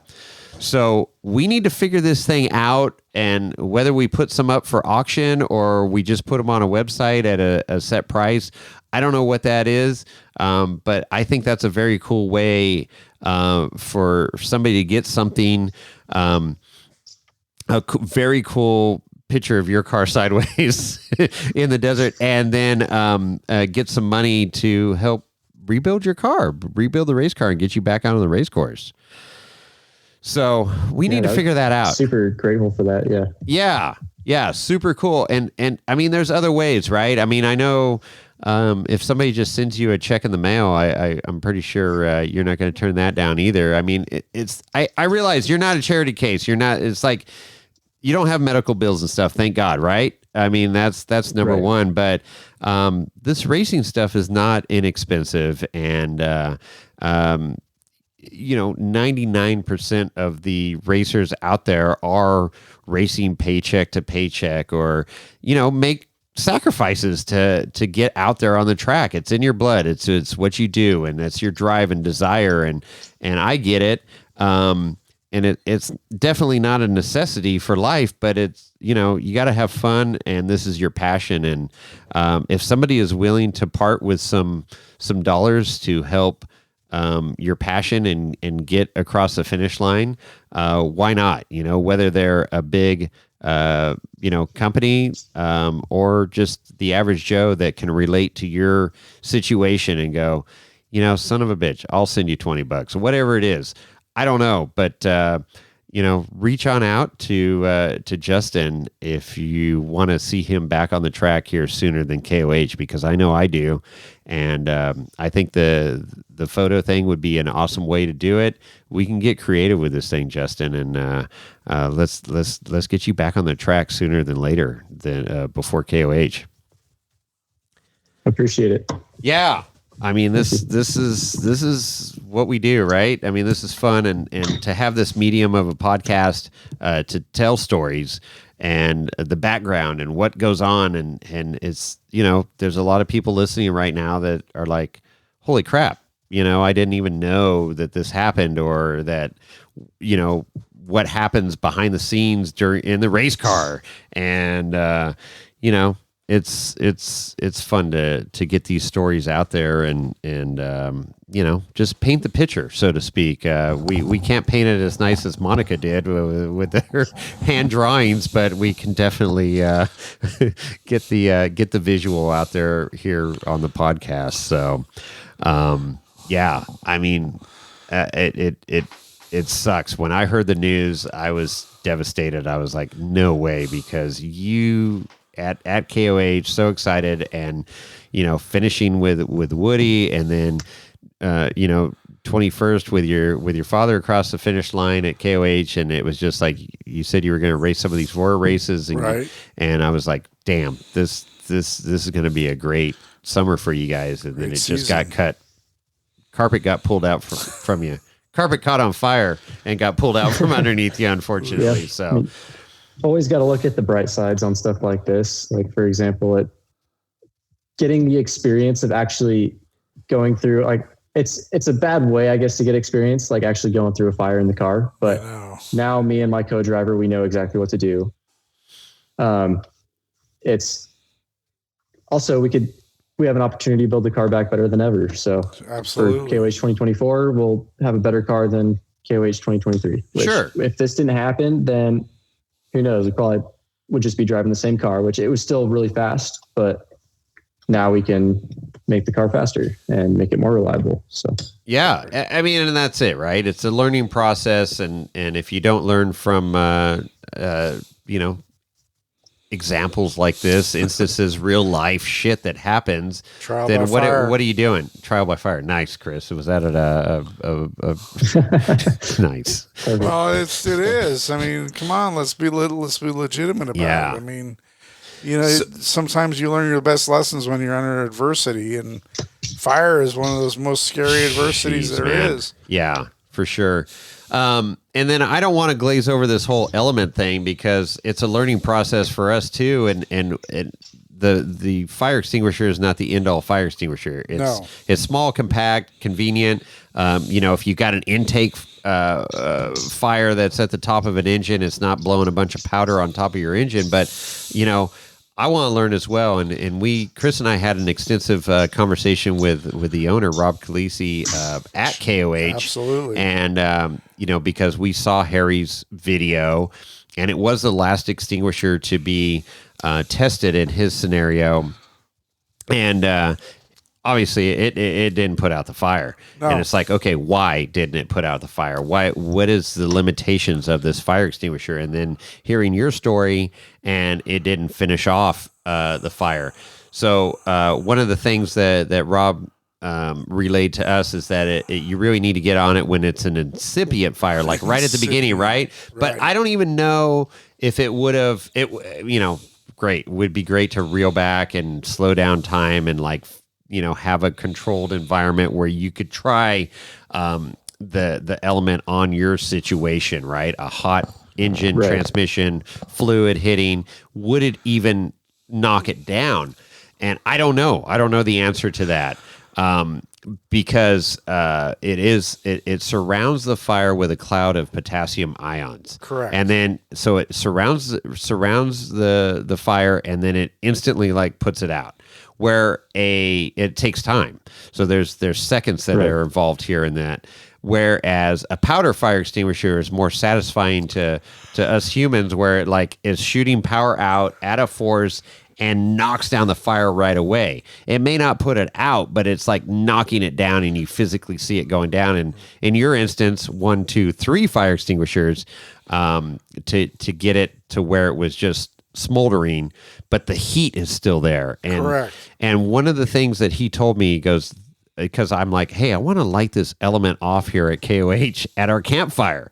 And, we got this fire ring that's huge. And he goes, no, the bucket of water is your best to fight that fire. Right. Each fire has its own deal, right? And so I know on a grease fire, kitchen grease fire, the element works freaking awesome. It's inside. You don't have wind. The potassium ions are not getting blown around. So we're in a learning process as well. We still believe in the element. I think it is good, but there's a combination here, and I want to see what that combination is. If it is having a powder fire extinguisher and an element or whatever, but we're learning with you guys, and unfortunately, with this experience, it's. I want to know what happened and why, and so we're going to circle back with Rob and find out more what's going on and how it performs and what. Well, for sure, we need to know. I mean, because it's important. I mean, fire is one of the most terrifying things that humankind can experience, and being able to put it out quickly and efficiently is important. And we're all, we're pushing the element, and we believe in the element. We want to make sure the element is efficient and as productive is in putting out as fires as we believe. So, yeah, and I wonder, what would have been the scenario if, like, your co-pilot Gage was out and grabbed the powder on it, and then you hit it with the element next. I don't know. What and did you get close enough? Was it far enough? And that was the whole what thing. Were And the environmental conditions. Yeah, that was it windy? I don't know. So it's like, where does this all play into this thing? So that's something that definitely we want to learn from these experiences and see, because my whole thing at the beginning of this, going down this road with Element was, all my buddies have a 2.5 or 5 pound fire extinguisher on their rig, but it shows it's in the green. But I know for a fact, because I've experienced 2 recreational vehicle fires, 4-wheeling, and I had fire extinguishers that didn't work, that were registered in the green. So I know for a fact, myself included, does not service fire extinguishers. We're not racers. I know you guys do. You guys get all your stuff. You have to be recertified. Shake 'em up. But we do not, as rec wheelers. And my goal was to get something that was easy to store, did not expire, did not, was 100% biodegradable in 20 minutes. It's not going to ruin your engine or aluminum or anything going on in the car. So there was a lot of things. And just like Harry said, it's like, man, this thing, like, super cool on paper, but in the real world that we've just seen in his video and your situation, it doesn't work. And so we want to figure this thing out. Excuse me. We want to know. We want to know. So anyways, we were pretty fortunate that all 3 of our extinguishers worked in this case. I mean, yes. The same thing happened to my Uncle Eric a couple of years ago in San Felipe. He had a line get rubbed in his transmission cooler line, and started up a fire on his exhaust, just like what happened kind of like what happened to us. And me and Randy, because it was when Randy was co-driving. Oh, okay. We pulled off because we were right behind him. We saw the fire coming out of the back of his car while he was driving. And eventually he pulled over, and I believe, so we gave him 2 fire extinguishers, and he already had 3. And out of those 5, it was either 2 worked or only 3 worked. Wow. See? Yeah. Well, and you guys were recertified, right? I mean, for race, yeah, they were tagged and recertified. I mean, you're dealing with highly flammable fluids and extremely hot temperatures. I mean, and that's Is that worst case burning scenario? ATF gets pretty hot. Yeah, I think it is worst case scenario. Well, right? And ATF in particular is highly flammable when it's hot. So it's like power that. steering Synthetic fluid right. like that is super low flash point. Super low flash point. That is the key.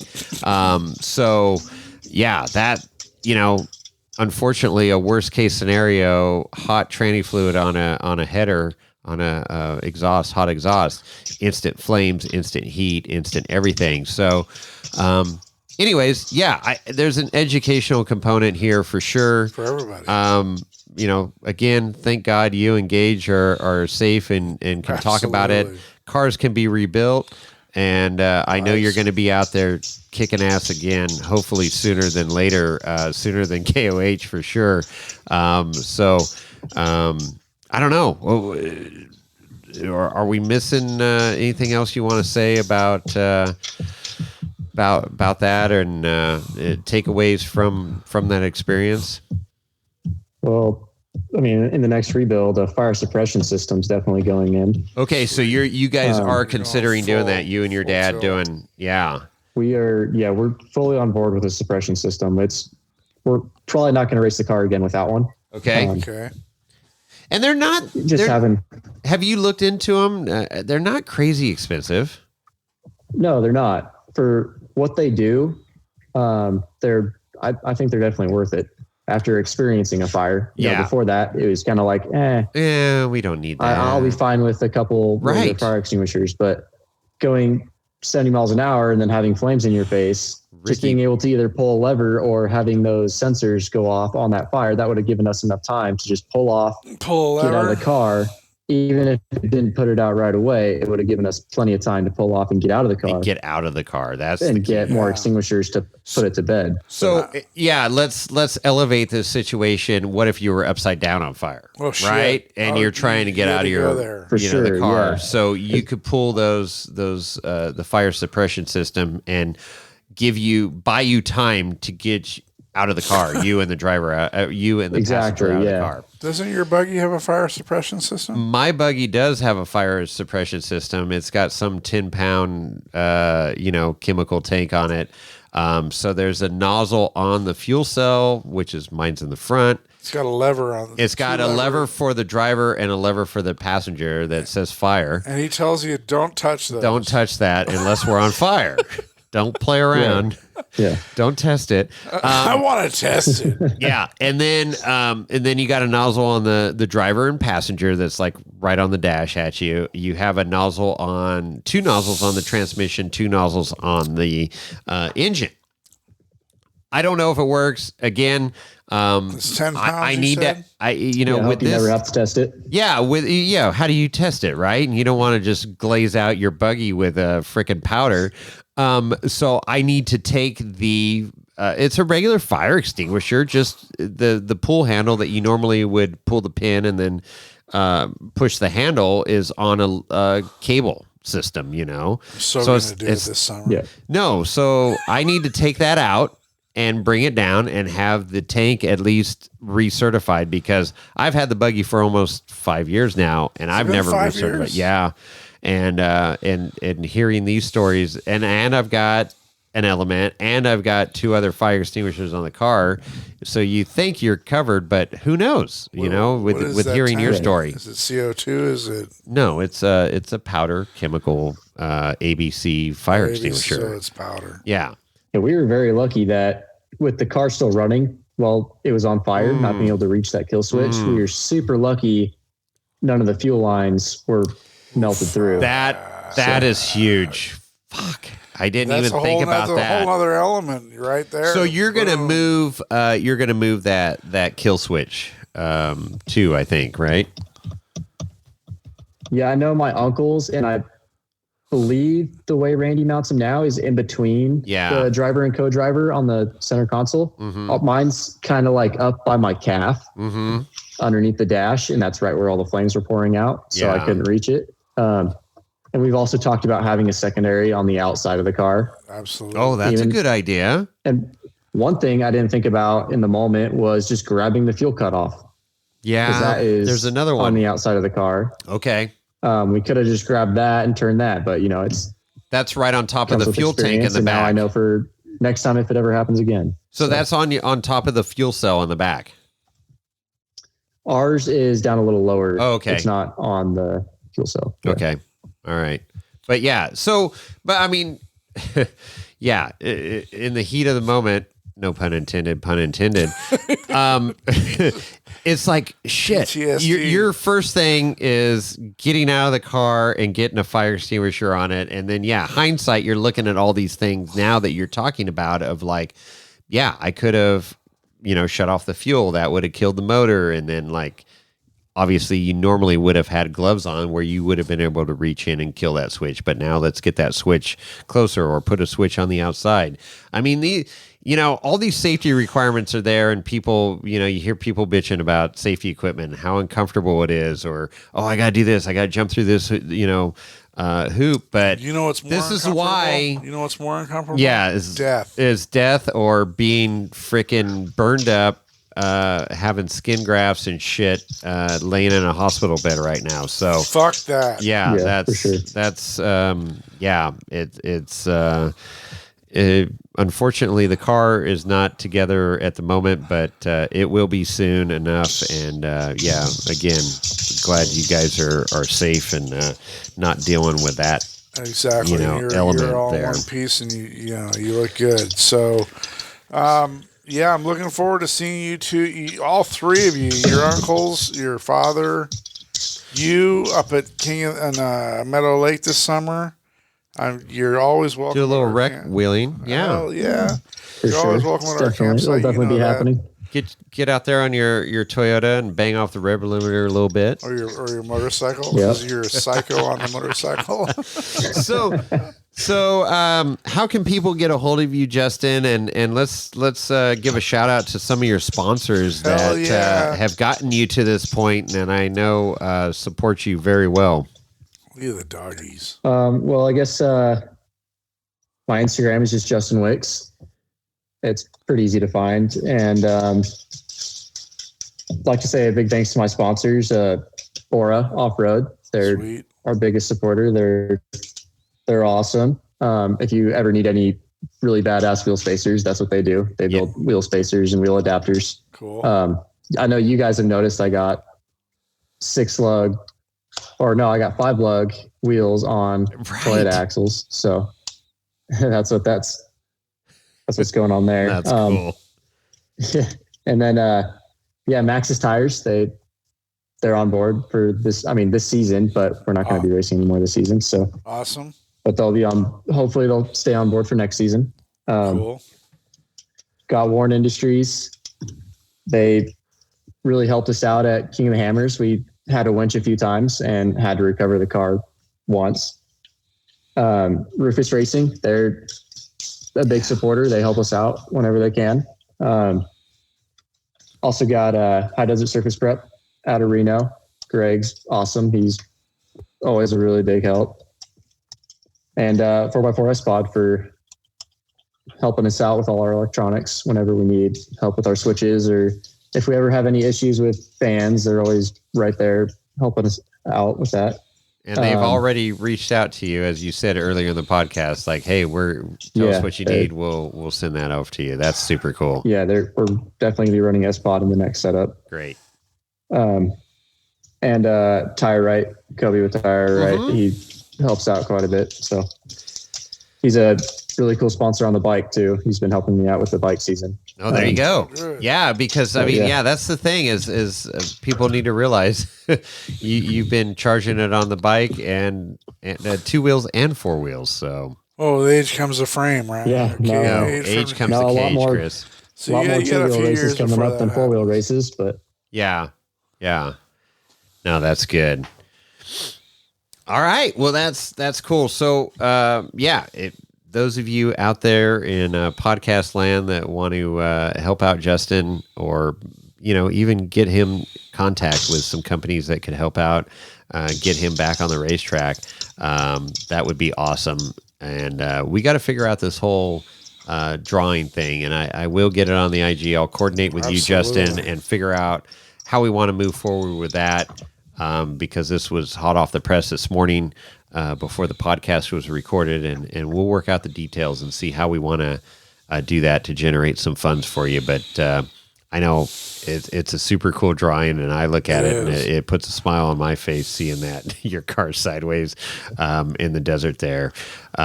So yeah, man. Well, unfortunate, but it's part of racing. And it makes for good stories. Unfortunately, yes and no campfire stories. And and at the end of the day, you learned a lot from this, and gonna be safer for it moving on, which is really cool, and hopefully help some other drivers out, because I know the fire suppression system has been talked about a lot. In the Ultra 4 arena, and some guys have it, a lot of guys don't, and I'm sure your story is going to make some drivers here that are listening think twice about it and go, you know what, we're going to spend that extra few bucks and get our car equipped, because it's cheap insurance, right? Well, you want to think, everything that helps, right? Because we've been fortunate with this racing that's been going on. There's it's at the end of the day, everybody wants to get back around that campfire, and that's our goal, and have a good time and get across the finish line. So, that's it. So any way we can make things safer and better for drivers and co-dogs, that's what this is all about. Learning process.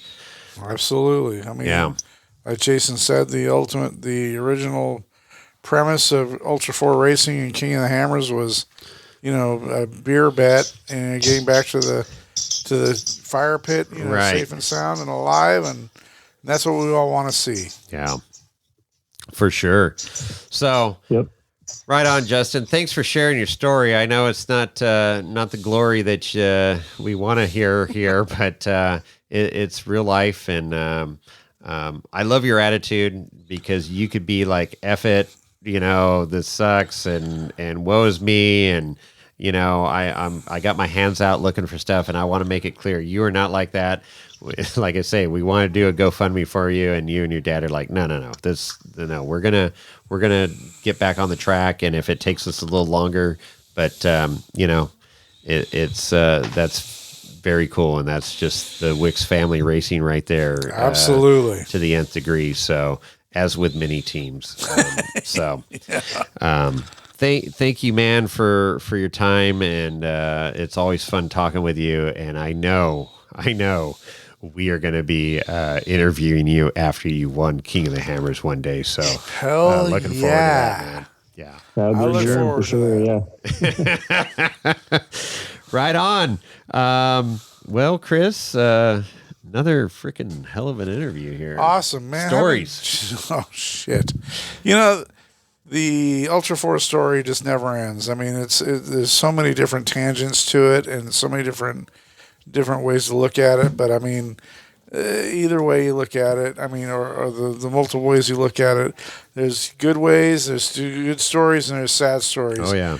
But I mean, the end result always is they're gonna fight back, and they're gonna be better. Whether it's Justin, or Eric, Chris, Shannon, whoever it is, they're always going to come back stronger, better, and hardcore, and of course they're going to continue to share their knowledge, and they're going to make it better for everybody in the sport, and that's what's super cool. And Justin, thank you for being on the show.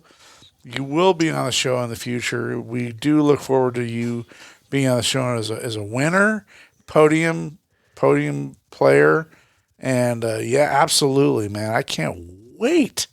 I mean, man, I've never had flames licking at my body, I don't even want. I hope I never do. Quite. I mean, we've all had our near-death experiences, and someday in the show I'll relate mine. I'm glad you don't have the PTSD of Ricky Bobby right now, because that was my biggest fear when I first heard about this. Ricky Bobby, right? I'll have to show you guys some pictures of my Halloween costume from like 4th grade. Yeah, send them to us. Oh yeah, I'll find them. As Ricky Bobby with Did you have just a in beard? my underwear and a painted Wonder Bread helmet? No, you didn't. Oh, that's freaking... I was wearing like skin-colored long johns, but yeah, it was pretty good. Oh, that's freaking classic. Oh, that's good. Did you have a beard in 4th grade?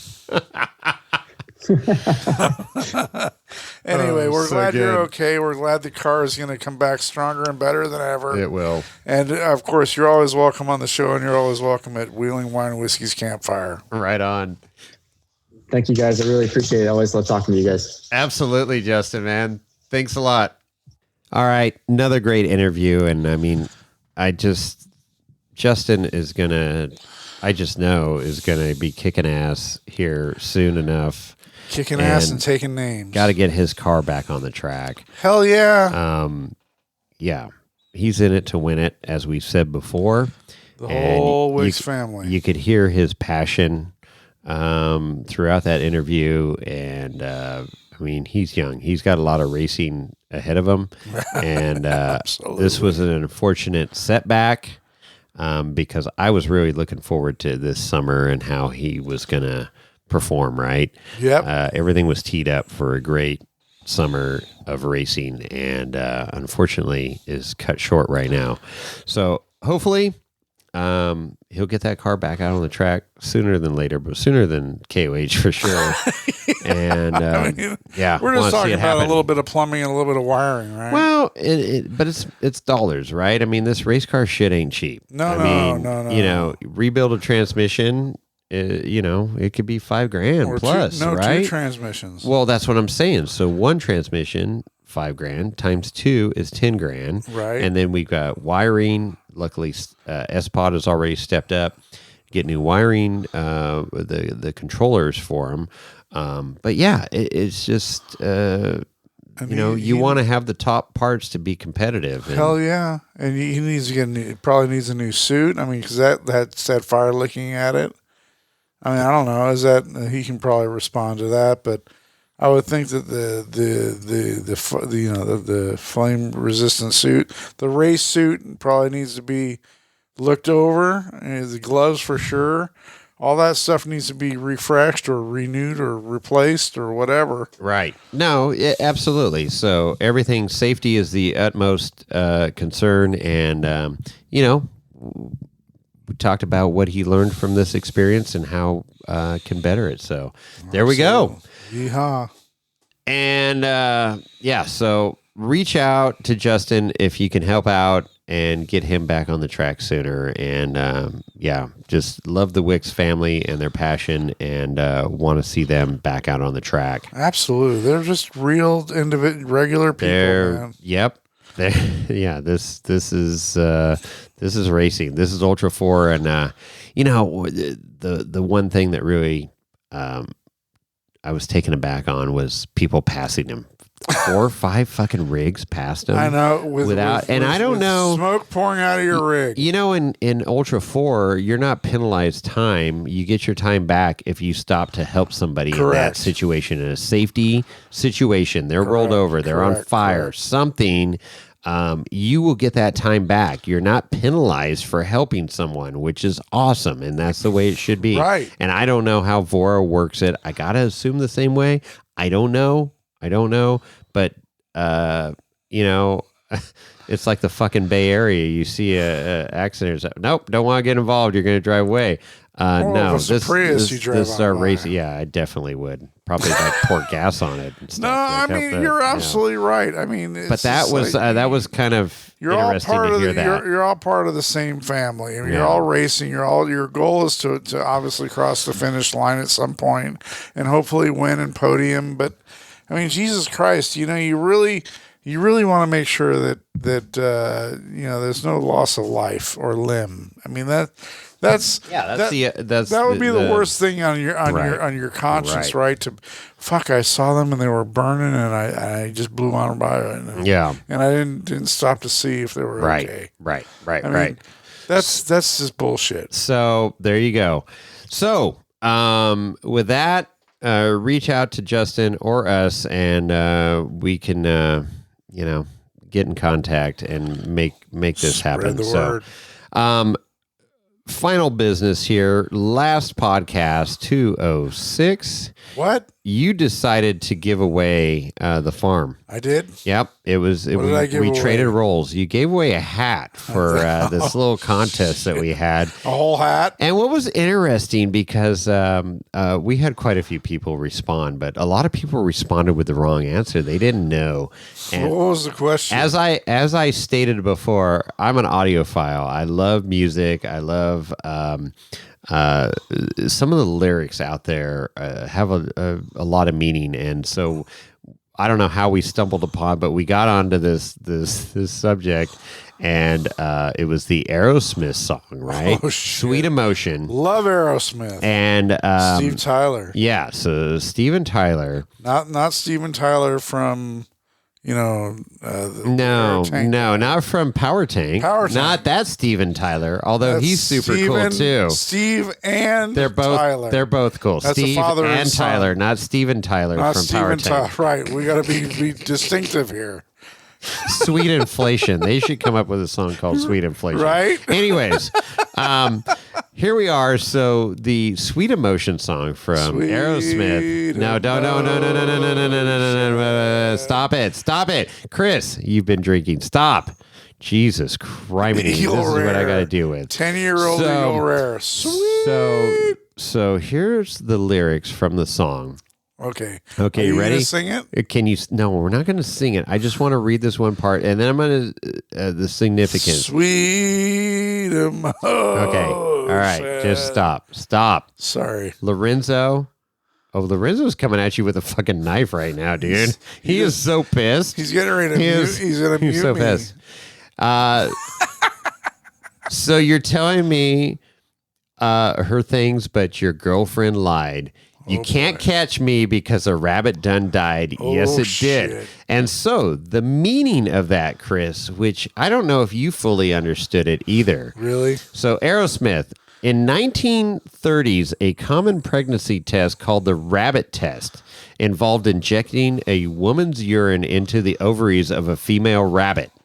After a few days, the rabbit would be killed and her ovaries examined for changes that would be present if the woman whose urine was injected was pregnant. Many people mistakenly thought that that it was the pregnant woman's urine that would kill the rabbit. No, they killed the rabbit and they would examine. So thus the rabbit died became a euphemism for I am or she is pregnant. So there it is. It's a fucking crazy thing. But in the 1930s, that's what they did as a pregnancy test. All right, young Padawan. I fucking knew that already. Well, yeah, because you lived it probably. You know, well, How many rabbits did you inject? All of them. Great. So, with that, our winner was none other than Nick DeLuca. Nick DeLuca! And he's a local to us. He's over by your old golf course. So, yeah, we're going to be sending you a hat and probably some stickers and whatever else Lorenzo throws into the box for you.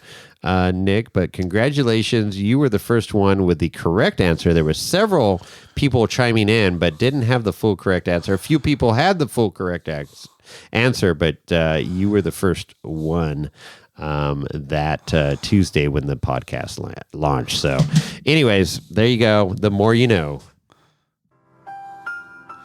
God damn, Lorenzo's on it, man. And he's not even here. Way better. Way better.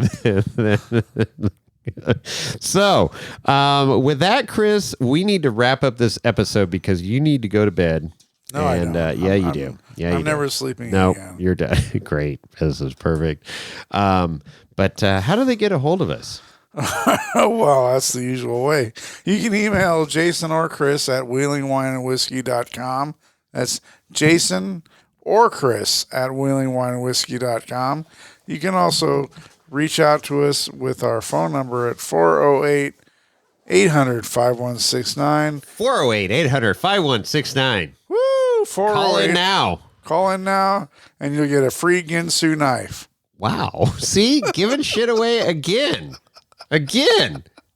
Ginsu knife set. Don't forget, if you leave a review on an Apple, the iTunes or whatever that is. called. It's iTunes. iTunes, you can leave a review there. That's Just right. DM Jason at Wheeling Wine and Whiskey on the Instagram. You can also, I'm reachable at www.chrism